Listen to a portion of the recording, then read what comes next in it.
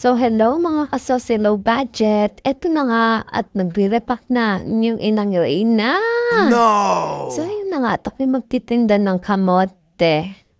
Yes, it's kamote but since summer ngayon, alam nyo na nauuso na yung pampautot natin. So ayan na nga po, nagkikilo na ako dyan. Kaya ako na po kinikilo agad kasi para po i-deliver na lang. Hindi na ako ma-hassle pa. Kasi actually po na-order na po lahat yan.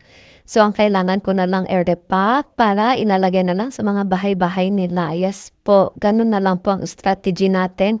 Less hassle at tuloy-tuloy ang trabaho. So ganun lang po ang negosyo natin. Alam niyo naman, hindi kalakihan ang pagod pero at least worth it naman dahil hindi lang kita ang tinitignan natin dito since alam natin lahat na hindi lahat kumikita talaga sa paraang ganito. So sana sa mga nagnenegosyo, wag po tayong mawawalan ng pag-asa. Push lang tayo sa buhay. Eh ayan, todo na natin to. Epak nang langgot pa. So i-deliver ko na po yung diretso. Yun lang. Thank you! Thank you, Lord, for